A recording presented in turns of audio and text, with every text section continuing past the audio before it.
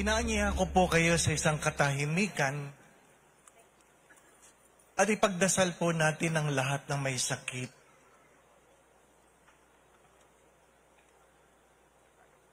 Nawa po ay huwag silang mawala ng pag-asa.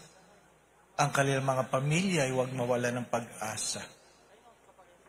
Panginoon, puspusin mo po kami ng iyong banal na Espiritu. Batid mo ang aming kahinaan na nagdadala sa amin sa paulit-ulit na pagkakasala.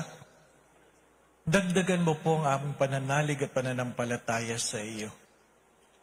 Nawa po ay marinig namin ang mga bagay na dapat naming marinig.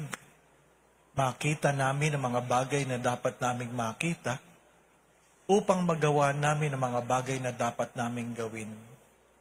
Ang lahat pong ito, O Ama, ay hinihiling namin sa pamagitan ng iyong anak na aming Panginoon Jesucristo, kasama ng Espiritu Santo, magpasawalang hanggan. O Ina ng laging saklolo, sa ngalan ng Ama, Anak at Espiritu Santo, magandang umaga po muli sa inyong lahat. Ang tema po ng pag-asa ay tema ng buong taon ng jubileo. Marahil yung mga unang nagbigay ng pagninilay ay pinaliwanag na ito.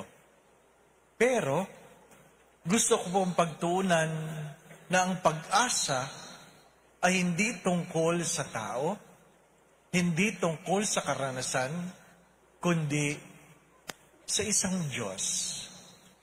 Hope is never about what, but about who.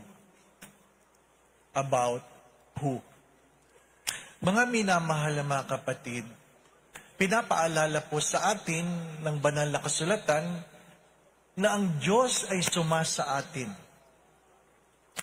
Saan man tayo magpunta, lumayo man tayo sa Diyos, magkasala man tayo, meron man tayong pagkukulang o pagkakamali, hindi tayo minsan iniwan ng Diyos.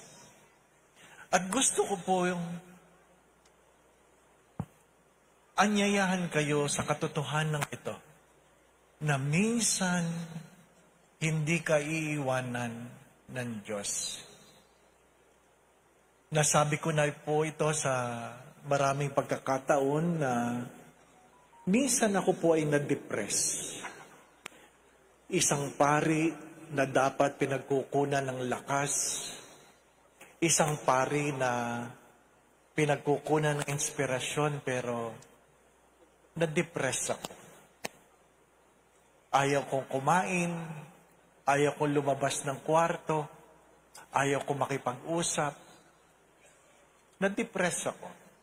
At pag ikaw ay depressed, hindi ka nakikinig sa paliwanag. Hindi ka nakikinig sa payo. Nakakulong ka sa iyong sarili.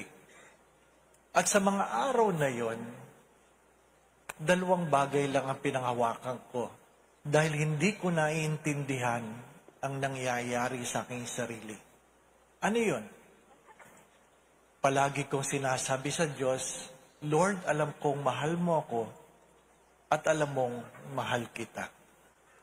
Yun ang pinanghawakan ko. Alam kong mahal ako ng Diyos at alam ng Diyos na mahal ko siya. Mahal ako ng Diyos hindi dahil ako ay banal, kundi ng Diyos ay puspos ng pag-ibig. At yun ang pinangahawakan natin. Yun ang tunay na pag-asa. Na mahal ka ng Diyos. Mga minamahal na mga kapatid, kahit anong nangyayari sa buhay mo, mahal ka ng Diyos. Kaya nga ang panyaya, sabi, kung merong mabuti, tularan mo. Kung merong masama, suriin mo ang iyong sarili. If people are good, emulate them. But if people are bad, examine yourself. Bakit? Sapagkat hindi natin tungkulin ang husgahan ang ibang tao. Lahat mayroong pagkukulang. Lahat mayroong pagkakamali. Lahat mayroong kahinaan. Pero mas madaling punahin ang pagkukulang ng iba kaysa tingnan ang sarili. Meron bang perpektong magulang? Wala. Dahil wala namang perpektong anak. Walang perpektong asawa. Kung meron mang perpekto ngayon, apelyido na lang. Kung meron mang perpekto ngayon, pangalan na lang. Pero walang perpekto. Sadyang tayo may hina, marupok. Sabi ko nga sa isang pagninilay, noong linggo, sumisigaw ang Diyos, ang sumisigaw ang tao, Hosana, purihin ang Panginoon, hindi po ba? Hindi man lamang nakaisang linggo, pagdating ng Biyernes Santo, ang mga taong sumisigaw na purihin ang Diyos, siya rin ang mga taong nagsumisigaw, ipako sa krus. Sadyang marupok. Nabawasan ba ang pagmamahal ng Diyos? Hindi. Kaya nga ano sabi ng Diyos, habang nakabayubay, patawarin mo sila sapagkat hindi nila alam ang kanilang ginagawa. Mga minamahal mga kapatid, ang pag-asa ay hindi isang pag-iisip, hindi isang kalooban, hindi lamang isang pananaw, kundi ito'y tungkol sa isang Diyos na kahit kailan hindi tayo iiwanan. Maigsi lang ang buhay. Mga minamahal na mga kapatid, ano kaya ang sasabihin ng Diyos kung ikaw ay tatayo sa harapan ng Diyos ngayon? Kayo makakasagot. Wala yan sa paramihan ng likes. Wala yan sa paramihan ng followers. At wala yan sa pagiging pari o obispo. Sapagkat ang panukatan ng Diyos ay ayon sa biyaya na pinagkaloob sa atin ng Diyos. Ano sabi palagi? Ang higit na pinagpala ay higit na paghahanapan. To whom much is given, much will be required. Suriin natin. Suriin natin. Hindi masama maging mayaman. Ang masama ay naging madamot. Bakit nung wala ka? Bakit nung ikaw ay kapos? Marunong ka magbigay. Bakit nung ikaw ay umunlad? Parang palagi ka nang walang pera. Nahihirapan tayo ngayon dahil maraming nangungutang, di po ba? Ang tumatagal na relasyon ngayon, utang na lang. Yung mag-asawa, hindi na nga tumatagal eh. Pero yung utang, ang tagal. Di po ba, ano? Na pag umuutang, nakangiti. Pag sisingilin mo na, parang asong nakangisi, no? Di ba?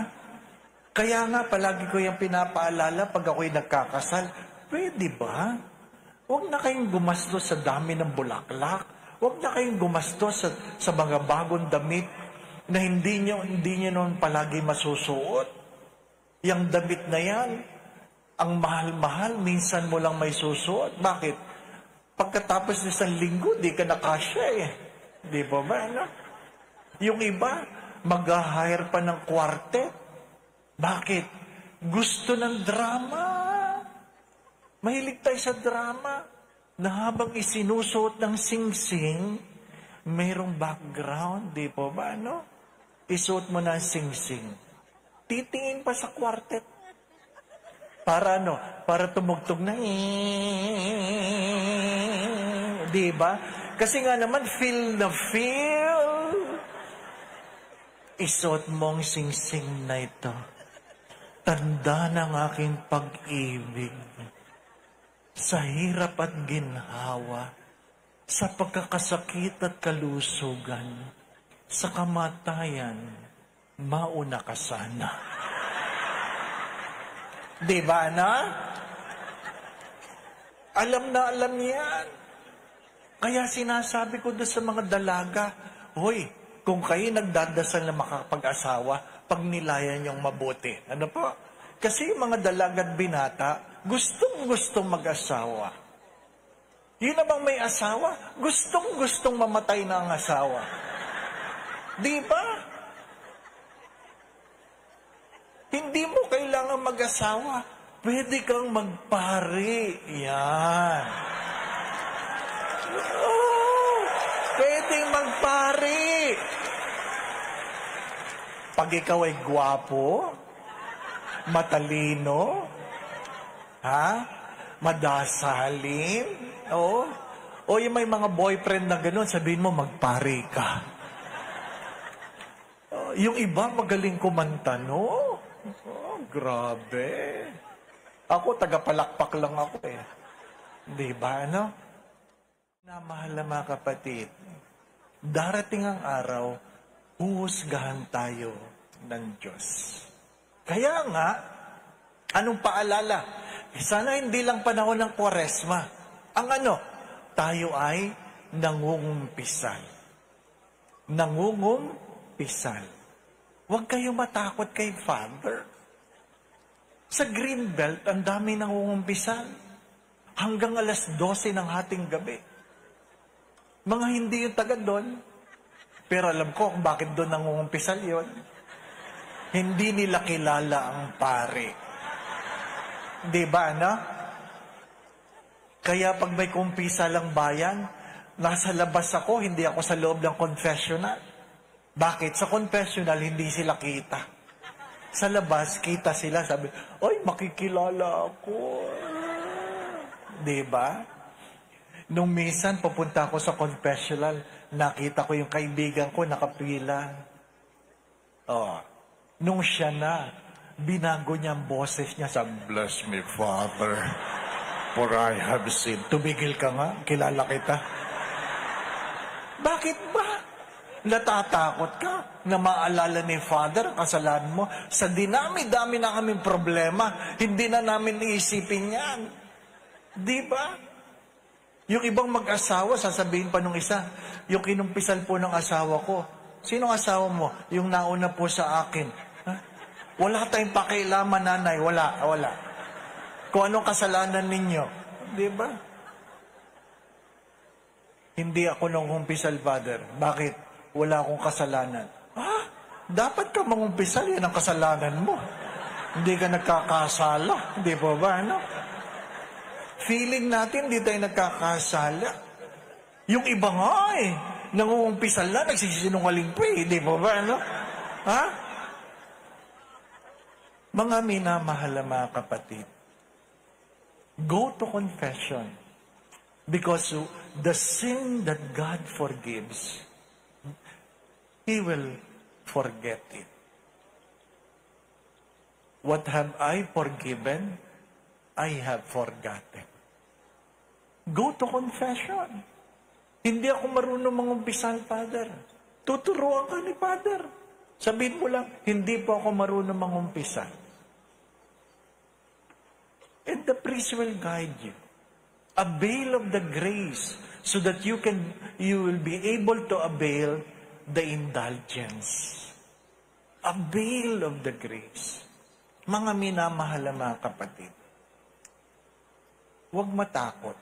Minsan nga may nangumpisal sabi niya, Father, bless me for I have sinned. Anong kasalanan mo? Sinungaling ako. Sabi ko, sandali lang. Ngayon po ba, magsasabi kayo na totoo? Kasi sinungaling, hindi po ba, no? Sabi, opo. Ang sabi ko sa kanya, Tatay, magkaiba yung sinungaling sa nakapagsinungaling. Yung sinungaling, pagkatao yon. Yung nakapagsinungaling, pagkakasala yon. Ipaghiwalay natin ang ating pagkatao sa ating mga pagkukulang. Huwag niyong kakalimutan yon. Magkahiwalay ang pagkatao sa ating pagkukulang. Minsan tayo nakapagsinungaling. Ang sinasabi ng demonyo, ikaw ay sinungaling. Minsan kang nakainom, ang tawag na sa iyo ng demonyo ay lasenggo. Minsan kang nakapagsugal, ang tawag na sa iyo ng demonyo ay sugarol. Hindi tayo yun. Meron tayong pag-asa. Meron tayong pag-asa. Kaya nga, go to confession. Go to confession. Avail of the grace so that God can bless you more. Why I say God will bless you more? Because being able to avail of the sacrament is a grace by itself. Biyaya na yon. Biyaya na yon. At kung ikaw ay nag-aalanganin, kung ako ba'y tutuloy o hindi, dun mo mararamdaman na ang demonyo ay ayaw kang magbagong buhay. Lahat merong pag-asa. Lahat merong pag-asa. Many times I say, there are no hopeless cases, but sometimes there are hopeless people. Lahat may pag-asa. Kaya nga, kung ano man ang iyong kasalanan, tumayo ka, bumangon ka, magsimula kang muli. Magsimula kang muli. Inuulit ko, ang pag-asa ay hindi kung ano, kundi kung sino. Si Jesus ng Diyos na sumasa atin. Sino ang ating ehemplo ng pag-asa o hindi nawawala ng pag-asa?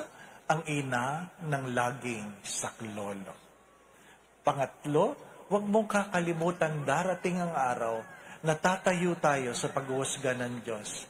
Pang-apat, kaya nga mangumpisal ka. Go to confession. Avail of the grace. Avail of the grace. Bakit? Hindi mo alam kung hanggang kailan ka sa mundong ito. Death will come. When? I do not know. How? I do not know. But it will come. Life is short and death is certain. Palagi ko po yan tinatanong. Sana tinatanong nyo, bakit kaya hindi ako namatay nung COVID? Di po ba, ano? Namatayan kayo ng COVID. Na parang noong mga panahon na yon, parang hindi na matatapos ang pandemya. Ninenervyos ka, baka ikaw nang kasunod. Pero tayo'y buhay. Ang aking tanong, nagtanong ka na ba sa Diyos, bakit hindi ka namatay? Diba? At ang kalawang tanong ay, ano nang ginawa mo sa buhay na pinagkaloob sa'yo ng Diyos? What have you done to the life that God has given you? What have you done? Ikaw ba'y higit na naging mabuti? Ikaw ba'y higit na naging mapagbigay? Ikaw ba'y higit na maunawain? Ano ang nangyayari sa'yo pagkatapos ng COVID? Higit ka bang nagpasalamat? O naiintindihan mo na lahat ng bagay na meron ka, pag meron palang may sakit, ang lahat na ito'y walang pakinabang. Ano sabi nila? If you have 100 problems, the moment you get sick, you forget the rest of your problem, and your problem will become one, asking God, heal me, O Lord. Sa mga nakalipas na araw, meron pa akong kaibigan na nasa ICU. Hanggang ngayon. Ang kanyang asawa, ang kanyang mga kapatid, ang nagtitext sa akin kung anong kanyang kalalagayan. Ang tanong ko'y hanggang kailan? Pero Lord, huwag mo silang pagkakaita ng pag-asa. Ang mahal na nagagastos, alam ko, meron na silang utang. Pero bakit hindi sila nawawala ng pag-asa? Dahil ba sa doktor? Hindi. Dahil alam nilang merong nagdadasal. At higit sa lahat, merong isang Diyos na hindi nagpapabaya. Nakwento ko na ito, pero magandang ikwento ulit. Ang alin, nung ako'y na-stroke, September 17, 2022. September 17, 2022. Katatapos ko lang magpa-blood test. Magandang blood test ko. At sabi ng isang doktor, "You are healthy, Father." Healthy daw ako, healthy. Kaya lang nung September 17, nagmisa ko ng alas 7, nagkasal ako ng alas 3, may dinner ako sa Mega Mall ng alas 8 ng gabi, alas 5 ng hapon, nagdadrive ako, at pagdating ng alas 5:15, naduling ako. Hindi ko makita ng maayos ang kalsada, itinabi ko ang aking sasakyan, at sinabi ko sa aking katabi, sandali lang, naduduling ako. At sabi na aking kasama, baka vertigo. Sabi ko, hindi ito vertigo. Bakit? Kasi ang vertigo, umiikot ang daigdig. Ito, duling lang ako. At sabi niya, sige, pahinga lang sandali, pahinga. Pagmulat ko, mas duling na ako. Sabi ko, hindi maganda ito. Tapos sabi ko, parang wala nang pakiramdam ang kamay ko. Sabi niya, ha? Tingin ka nga sa akin? Ngiti ka nga? Di ngiti. Bakit? Kasi kung tabingi ang ngiti, stroke. Ay, maayos naman ang ngiti. Kaya doon ko natutunan, ang alin? Yung word na fast. F-A-S-T. Pag ikaw daw may stroke, look at the face. Pantay ba o hindi? Pag tabingi, stroke yan. Ikalawa, A, sabi niya, raise your arms. Raise your arms. Ay, natataas naman. Hindi yan stroke. Tapos, pangatlo, S, speech. Magsalita ka nga. Di ba? Nagsasalita naman ako. Maayos naman. And T, you only have 3 hours to go to the hospital. Or else, you'll either be dead or vegetable. Tandaan niyo yun, ha? F, A, S, T. Kaya lang, pagkatapos mong umiti, pagkatapos mong itaas ang kamay, paralyzed na ako. Kaya sabi ko sa kasama ko, tawagan mo si ganito, pakisuyuan mo yung guard ng Mercury Drug sa Pandakan, nailipat ako sa likod. Sabi niya, bakit? Wala nang pakiramdam, pati pa ako. Ganong kabilis. Ganong kabilis. May mga taong nagplano kagabi na a-attend dito, pero hindi na nakarating. Bakit? Namatay. May nagplano kaninang umaga para mamaya sa Easter Vigil, hindi na rin makakarating. Bakit? Mamamatay. Hawakan mo ang dibdib mo. Baka ikaw yan. Wag, Father, wag! Diba? Takot na takot tayo. Pero, ang dami sa atin, kung makapagmayabang, feeling nila, mahaba pang buhay nila, di po ba, no? Ano sabi ng Diyos sa isang mayabang? You fool, I will take your life tonight. Di ba? Hello?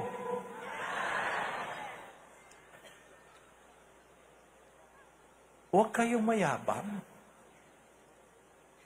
Sapagkat hindi nyo alam kung hanggang kailan kayo. Hindi natin alam. Sabi ko nga kanina, merong paghuhusga at merong kamatayan. Ang paborito kong kwento ay alam nyo na, hindi po ba? Yung iba, yung aking kasing yumaong spiritual director, ang yumaong Father Ben Carlos, ano sabi niya? Wala siya sa breakfast. Sinundo ko siya sa kwarto. Bihis na bihis. Nakaganito, naka-Roman collar, naka-suit, naka-medyas pa. Sabi ko, isa ng lakad ninyo? Wala.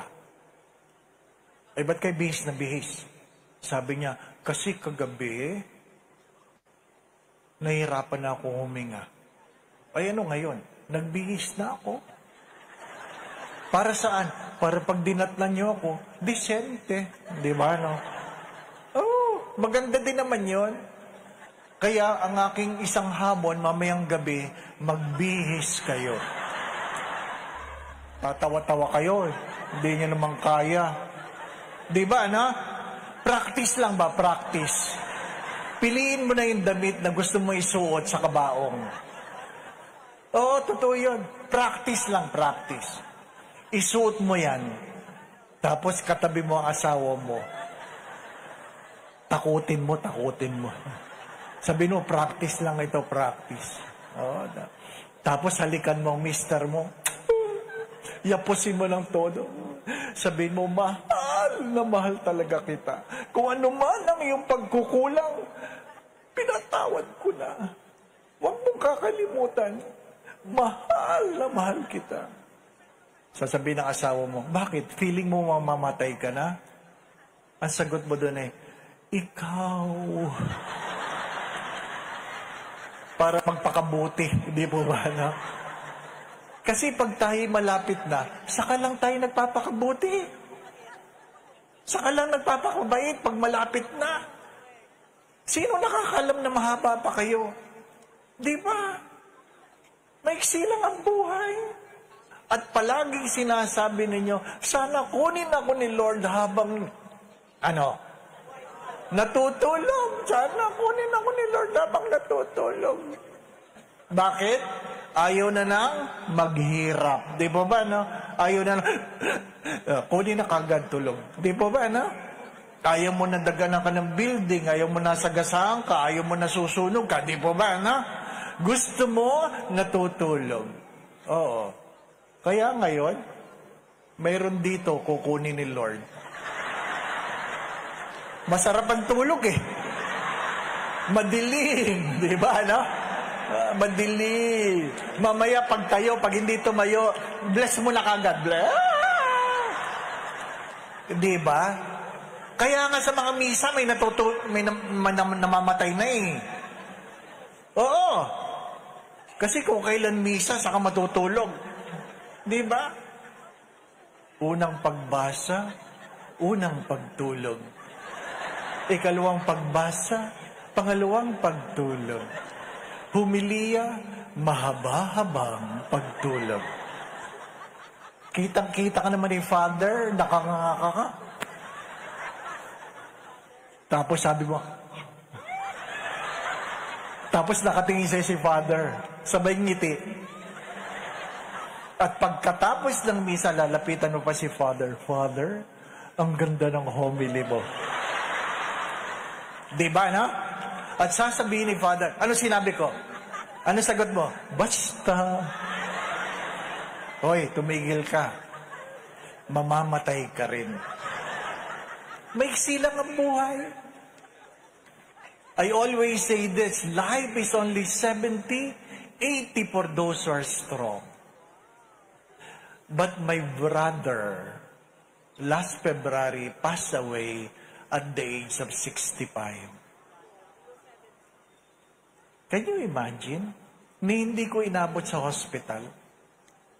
Nakabalot na ng plastic. Nasa body bag na ang kapatid ko. Nagpunta lang sa hospital ng alas 9, masakit ang tiyan. Alauna, patay. Kaya nung binuksan yung plastic, ang tanong ko sa kanya, ano na ba't nagmamadali ka? Hindi ka man lang nagpaalam. Na wala man lang nagkaroon ng kutob na ikaw ay mamamatay. Di ba? Wala nakakaalam. Kaya hinalikan ko siya sa noo. At sabi ko sa kanya, see you again. That is the hope. See you again. Nilinaw ko yun, see you again. Hindi ko sinabing see you soon, di ba ba? See you again. Di naman ako nagmamadali, di ba ba? Ano? Ha?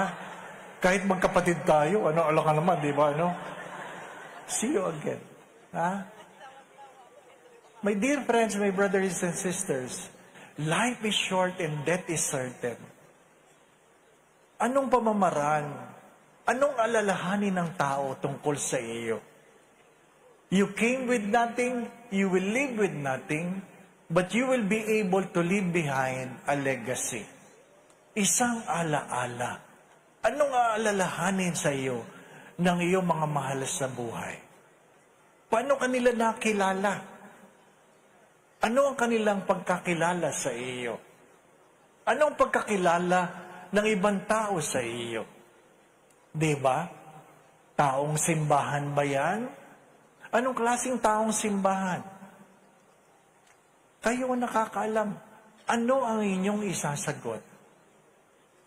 What kind of legacy you will leave behind? Pari nawa, hindi yung kung ikaw ay nakahiga sa kabao mong ganyan. Habang sinisilip ka ng tao. Ano sasabihin niya? Ang pangit. Di ba, no? Nagtipid ka eh. Ang pangit ng makeup mo. Oy, mag-invest ka. Kumuha ka ng magaling na kurinarya. Para pag ikaw ay tinitignan sa kabaong, sasabihin na, uy, parang natutulog lang, no? Di ba, no? Ako, Father, gusto ko yun. Na pag tinitingnan ako sa kabaong, sasabihin ng mga tao, parang natutulog lang. Ano sagot ko? Pakuha kayo ng picture habang natutulog. Para may kukopyahan, di pa ba? No? Nakanganga, di pa ba? No? Ha? Kaya nga sabi ni Bishop Sok, huwag kang magtitipid. Kasi pinapanood ka ng mga tao. Sabi, oy, ganda. Di ba, no? Ganda. Pinaalala sa aming mga pari. Pero maganda rin, di ba? Last Will and Testament, Bishop, sa amin, diniscuss ito, Last Will and Testament. Habang may sakit pa lang, sabihin na daw, kung gusto mong kahon o garapon. Ano po? Opo. Para alam na daw, para yung yung mag-aasikaso, ay, kahon niya, kahon. Oh. Di bibili ka na ng kabaong, kahon. Di ba, no? Kung garapon, ay cremated. Di ba, no? Yung mga matatanda, yung iba, pangit. Gusto nila garapon. Para hindi na napipintasan, di po ba, no? Namatay ng 85, ang picture nung kalay 60. Ano ba naman yan? Magmimisa ako sa patay, pagpasok ko, sabi ko, yan ba namatay? Bakit bata pa? Sabi, Father, yan po ang picture na pinano eh. Kasi 85 na yun eh, di ba? Hindi nga natin matanggap na tayo tumatanda, di po ba? Ano? Ay! Kaya huwag kayong masyadong mayabang. Ano sabi ko? Pag mayroong galit sa iyo na pinahihirapan ang buhay mo, ngitian mo lang, ngitian mo lang. Habang ikaw ay sinisiraan, ngitian mo lang. O, di ba? Habang ikaw ay minumura, gandahan mo, ngitian mo. O, ganun lang yan. Oo. At pag ayaw tumigil, sabihin mo, mamamatay ka rin. Everybody will pass away. Di po ba? Ha? Huhusgahan tayo ng Diyos. Lahat tayo mamamatay. Pero huwag mong kakalimutan, ang pinakamasayang bahagi ng buhay ay ang buhay ng mga taong nagmamahal. Hello? Ang pinakamasayang buhay ng mga tao ay hindi yung yumaman, hindi yung laging matagumpay, kundi yung nagmahal. Magmahal ka. Huwag kang matakot magmahal. Kung sila'y mabuti, maging mabuti ka. Kung sila'y masama, maging mabuti ka sapagkat yan ang iyong pagkatao. Magmahal. Allow people to remember you somebody who love. Ano po? Merong tanong dito. Tanong ba ito? Sino, ano ang naging lakas mo para malampasan ang lahat ng dagok? Grabe, dagok. Na dinanas mo sa buhay. Dagok. Ano po? Ha? Ha? Ano daw ang naging lakas? Pag-ibig ng Diyos. Ikalawa, ang aking pag-ibig sa kapwa. Hindi ang pag-ibig ng ibang tao sa iyo. Ang pag-ibig mo sa ibang tao ang magbibigay sa iyo ng lakas. Kaya yung mga reklamador, yan yung mga taong ayaw umibig. Ayaw umibig. Anong sabi ko? Pwede kang maglingkod ng walang pagmamahal, pero hindi ka pwedeng magmahal ng hindi ka marunong maglingkod. Pwede kang magtiis ng walang pagmamahal, pero hindi ka pwedeng magmahal na hindi ka marunong magtiis. Pwede kang magbigay ng walang pagmamahal, pero hindi ka pwedeng magmahal na hindi ka marunong magbigay. Pwede kang magpatawad ng walang pagmamahal, pero hindi ka pwedeng magmahal na hindi ka marunong magpatawad. Pwede kang magsimba ng walang pagmamahal. Kaya pagdating ng peace be with you, batiin po natin ating katabi ng kapayap. Peace kayo ng peace.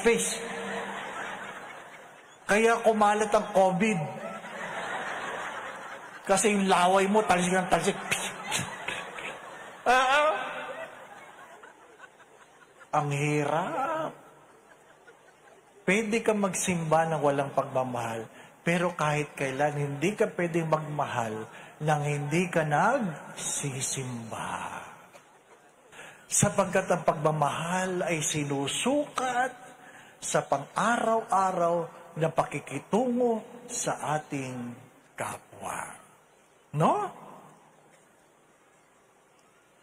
Mahalaga yun. Ang kasayahan natin ay ang pag-ibig na ating pinagkaloob. Inuulit ko. Ulitin natin. Sino ang pag-asa? Si Jesus na sumasa atin. Sino ang ating idolo? Ang ina ng laging saklolo. Huwag nating kakalimutan na tayo ay huhusgahan. Di po ba ano? Tayo ay huhusgahan. Kaya, huwag mo nang antayin ang paghusga. Mangumpisal ka na. Alam ko, mayroon nagpapakumpisal dito. Pumila kayong lahat.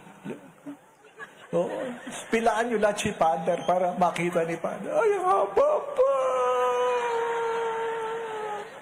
Di ba? Ha? Dahil ikaw ay mamamatay. Oh, Father, mangumpisal na ako dahil ako'y mamamatay. Oh, di ba? Kasi pag tayo mamamatay, totoong-totoo tayo. Sabi nga ng mag-asawa, sabi nung lalaki sa kanyang misis na naghihingalo, sabi niya, sweetheart, ikaw naman ay mahal na mahal ko. Pero, meron lang akong tanong bago ka pumanaw. Sabi ng babae, ano po yun? Alam mo, pinapatawad na kita kahit ano sabihin mo. Pero gusto ko lang sa iyong pagpanaw, masabi mo sa akin ng totoo. Sabi ng babae, ano yun? Meron tayong 3 anak. Yung punso ang pangit. Aminin mo sa akin, anak mo yan sa labas. Sabi ng babae, iyak na, patawarin mo ako. Pedro, patawarin mo ako. Sabi ng lalaki, pinapatawad na kita. Ang totoo, yung bunso lang anak mo.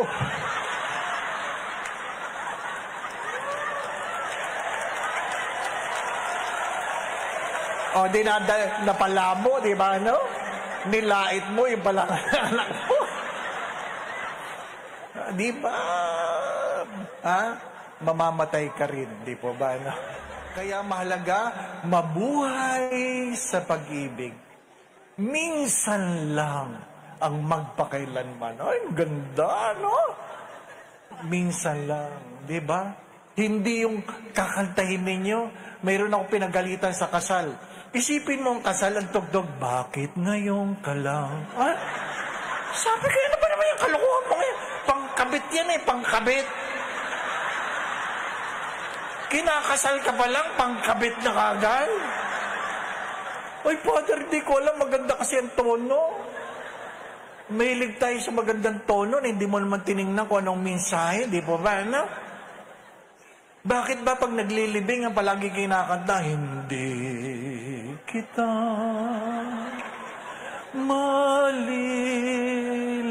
malilimutan, hindi kita, hindi yun pangpatay, pangkasal yun. Pangkasal yun. Pambihira naman. Kung alin yung pangpatay, yun ang kinakanta ninyo. Ang alin yun? Wherever you go, I shall go. Pangpatay yun. Wherever you live, so shall I live. Oy, pil na pil. Pangpatay yun. Mahilig lang tayo sa tonong maganda, hindi po ba na? Mabuhay sa pag-ibig. Ano pa? Kaya nga pagkatapos dito, sasabihin mo na, higit akong magmamahal. Hello? Hindi ako nagbibiro, ha? Higit akong magmamahal. Merong isang babae, naiyak ng iyak sa confessional dahil nirereklamo niya ang kanyang mister. Anong payo ni Father? Embrace your mistakes. Embrace your mistake. And smile on the people that make your life miserable. Oh, diba? Ano? Embrace your mistake. And smile on the people that makes your life miserable. Oh, kaya pagkatapos niya mangumpisan, ang una niyang ginawa, niyapos niya kanyang mister.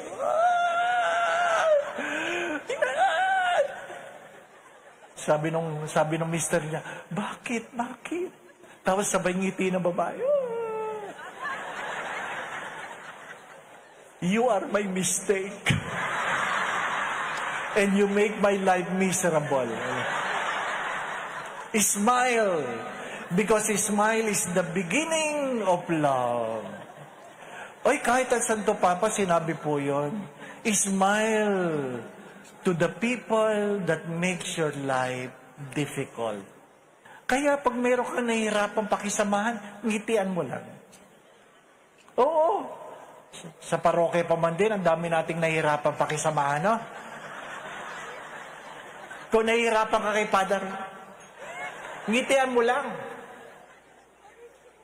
Matuto kayong ngumiti sa mga taong nagdudulot sa inyo ng problema. Oh, di ba? Kaya yung maraming ngumingiti, magnilay ka. Baka ikaw ang problema ng ibang tao. Ang dami nakangiti sa'yo. Ha? Mag-iwan ng pag-ibig. Ano pa? At ang panghuli ay ano? Dahil mayroong bukas, mayroong buhay na walang hanggan. Magkikita muli tayo. Magkikita muli tayo. Paghiwalayin man tayo ng kamatayan sa lupang ito, magkikita muli tayo. Hello? Kaya nga sabi ko sa kapatid ko, see you again. 14 years ago, it is the same words we said to our father who passed away, see you again. Yun ang aking pinanghahawakan. Sa tuwing nagse-celebrate ng Easter Vigil, Yun ang aking isinisigaw sa loob ng aking kalooban. Magkikita muli tayo. No? Yung mga mahal mo, makikita mo muli. Yung mga kaaway mo, magkikita uli kayo sa impyerno. Oo. Kaya mamili ka kung saan nyo gustong magkita. Isang lugar lang, yung hindi mo mapatawad, magkikita kayo sa impyerno. Yung hindi mo binibigyan, magkikita kayo sa impyerno. Yung pinagmamadamutan mo, magkikita kayo sa impyerno. Ay, nako. Dahil mayroong buhay na walang hanggan. Ano po? Magkikita muli tayo. Kailan, hindi ko alam. Sabi nga sa misa ng patay, iyakan ng iyakan. Sabi nung nanay, sana Father, pag may namatay, sabay-sabay na lang. Sabi ko, bakit naman nanay? Parang wala nang iyakan ng ganito. Sabi ko, nanay, hindi naman makatao yan. Bakit Father? Inimbitahan nyo lang akong magbisa, isasama nyo ako. Hindi naman tayo sabay-sabay dumating, ba't sabay-sabay tayong aalis, di ba ba, ano? Oo, kanya-kanyang dating yan, kanya-kanyang alis, di ba ba, ano? Ha? Pero kung itong mukhang ito, hello? Hindi kayo kita, hindi ko kayo kita, pero kita niyo mukhang ito, no? 63 na ito, 63. Hindi mukhang 63, ano? Mukhang 62 lang. 63 na ito. Kung makaka-80 ako, 17 years na lang ako. Malapit na. Kaya nagpapakabait na ako.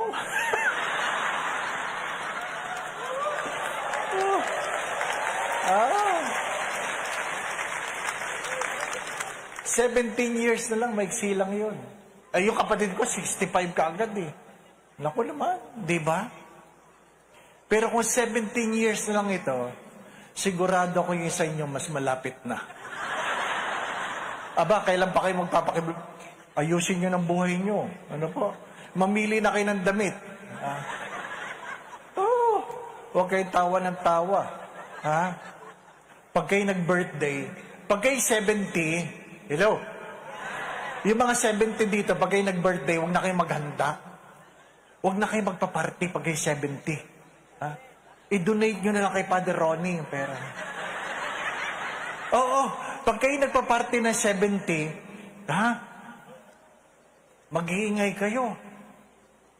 Tapos yung mga anghel sa langit, mabubulabog. Sabi, ano na namang ingay yan? Ano namang ingay yan? Ha? Titigil sila sa trabaho. Ano namang ingay yan? Ay, may party siya aling kuring, oh. Ha? Buhay pa pala yan? Yari kayo. Oo. Kaya pag kay 70, shh, tahimik na lang, tahimik na lang. Malapit na kayo. Ha? Pero pag kayo 90 na, aba, ipaalala nyo na sa Diyos. Baka nakalimutan na kayo, di ba ba? Ano? Oh, aba, patay na kami, nandiyan pa kayo. Hindi na nakakatuwa yun, di ba ba? Oh. Father, misahan mo po ako pag ako'y namatay, ha? Kasi iba nagtatampo. Dahil namatay sila, wala ako. Nasa pilgrimage ako. Father naman, sana naman pag namatay ako, wala kang pilgrimage, di ba? Para hindi sila mabigo, sabi ko, schedule po natin, schedule. Di ba, ano? Di ba mabait akong kaibigan? Schedule na. Ha? Ang ating pag-asa ay si Jesus ng Diyos ay sumasa atin. Meron tayong modelo, ang mahal na ina ng laging saklolo. Darating ang araw, tayo ay husgahan ng Diyos, kaya habang nagdadasal, suriin na ang buhay. Pang-apat, mangumpisal. Pang-lima, mamamatay din tayo. Pang-anim, mabuhay sa pag-ibig. Pang-pito ay ano? Huwag mong kakalimutan na mabuhay na walang hanggan. Atin pong dasalin ang panalangin para sa sarili, pamilya at pamayanan. Meron po bang kopya?